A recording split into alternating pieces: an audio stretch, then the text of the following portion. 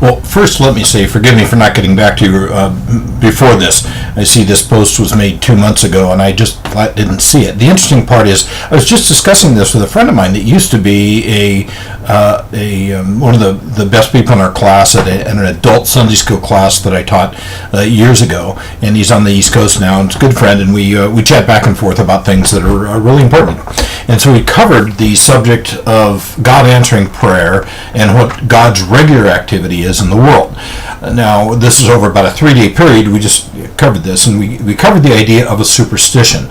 A superstition is believing in something that isn't real. Okay, so if you believe in if I step on a crack, I'll break my mother's back, was the old phrase. Well, since I was a kid, since I thought that was a ridiculous superstition, I've made it a habit of stepping on cracks. When I walk, I still do it. I found myself doing it the other day because it was just that's not what happens. It's a superstition. It's a belief in something that isn't real. Christians actually do a fair amount of this, and this is part of the complaint that we have with people saying God is just a crutch to you. You're going to believe whatever you want to believe in order to make you feel good or hope that God will do something for you. So we were talking about this, and we were talking specifically about a gal that at that church we were at, a 10-year period was spent praying for a gal that was just an incredibly nice gal, had a wonderful family, husband survives to this day, but she had a type of terminal cancer, and lots of prayer was spent over a long period of time. We had group prayers where we would call together at somebody's house. We'd just sit there and pray for her for an hour or more, and just constantly pray for her, and she died. So the question is, does God answer that kind of prayer? And I would say I do believe God is currently active in the world. The question is, where and when, under what circumstance again?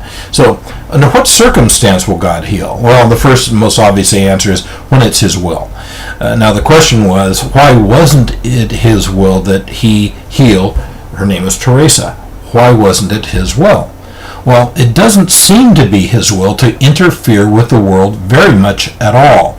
So, to give you an idea about this, because we kind of have a misunderstanding based on the fact that I can pick up a book of the Bible and read the whole thing at once, and I can see all these miracles happening. Let's look at the great prophet Ezekiel and see how many miracles God did through Ezekiel. Now remember, a prophet is a person who directly speaks and hears from God. We can directly speak to him, but he usually doesn't talk directly to us. I don't know anybody who's heard directly from God, and I've been a Christian for 50 plus years. But the question is, who does he directly talk to and when? So at least with prophets, we know they directly talked with God, and Ezekiel was the most interactive, that had the most miracles that happened with him. And so what do we find in his ministry of about 30 years? We find 16 times in 30 years that this person who could directly hear from God heard from God, and God told him to go do something, and it was miraculous. He actually, 16 times in 30 years. That's not very frequently. Yet we as Christians tend to believe that He's going to answer whatever prayer we ask. We ask anything in Jesus' name, He'll hear us. The problem is, He was talking to the disciples.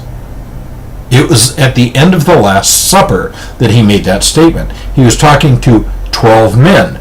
The next day, one of them killed himself. Okay, so we tend to take what we want out of the Bible and make it applicable to us, or think it's applicable to us. We do that a lot with the promises made to Israel. God said, if you follow my word, keep all these commandments, which is a really good idea, by the way, I will heal all of these diseases that are around you. I'll put none of these diseases on you. Well, we tend to claim that, but He doesn't, does He? He never has. Now, in a very brief period, when Christ was here, when the apostles were going out and starting their ministry, He did heal, and they would walk in and heal everybody. That's the group of people He was talking to. Now, why did He do this? He's trying to establish His power to start His church off, so He can kind of get back to the point of not dealing with everything. We also tend to think of God as only having this world to deal with. Well, would strongly argue that there aren't other planets that have life on them. There's virtually no reason to believe that there is, except evolutionists are trying to prove statistically that there's just life everywhere. It just pops up, which is really ridiculous. He is dealing with other things. We know that. He deals with the things that go on in heaven. The fall of Satan was one of those things that we're talking about. He doesn't speak exhaustively. He doesn't tell us everything. It'd be much too big of a book. It's more like my bookshelf times 20 million. So he does tell us thoroughly things that we really need to know, but not everything. Okay, and so now, does he answer prayer? Yes. Is he doing miracles? Yeah, I would contend that he is. And there are places in the world that various things like speaking in tongues, like miraculous healings and things like this are going on, but it's usually in an unreached people group. I'll make an exception to that. Right now, Jewish people and some Muslim people in Hollywood, well, actually some Muslim people in the Middle East, but some Jewish people in Hollywood are getting dreams from God. But that's what we're told in the Bible. In the end times, God will give them dreams. Okay, so some of them are really seeking God, and God is responding, just like he did with Paul. Now, does he interfere with people's will? Once in a while, but very rarely. Paul was one of them. He blinded him and knocked him on a horse. I guarantee that's not what he wanted, but God saw his heart. His heart was pure. He wanted to know God. He wanted to serve God. He's going around killing Christians because of this.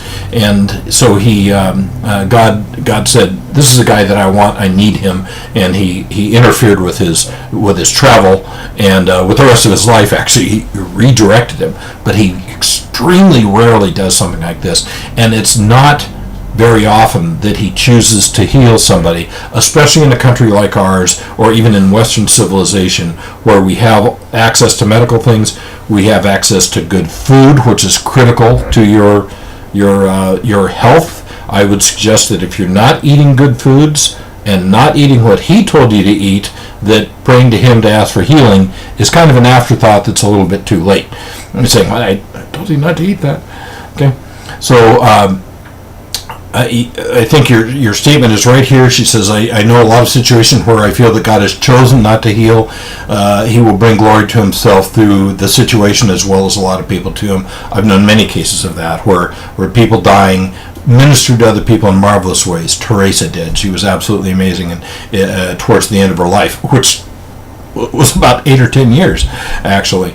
But so yes, that's happened. But God's will seems to be, in general, not to interfere with the world.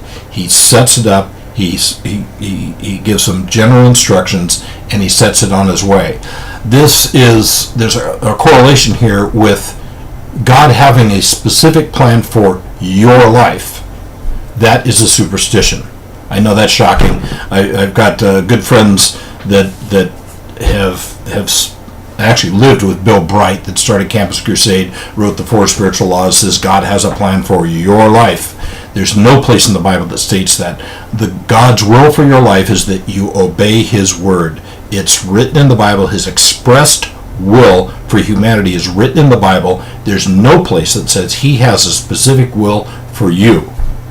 You are given Proverbs that says make good decisions. We're giving the rest of the Bible that shows you how to make good decisions. The best decision you could make is to be obedient, because Jesus said, if you love me, keep my commandments. Remember, he is God. The God of the Old Testament is the God of the New Testament. Jesus is that physical manifestation. Yes, 3 in 1. He is part of the Godhead, and he is fully God and also fully man. And he said, keep my commandments. Really good advice, and hopefully we'll get sick less. But he does not seem to very, very frequently heal people. I've never seen it in the United States. I've never seen it in my lifetime, and I'm a little bit older than some of you.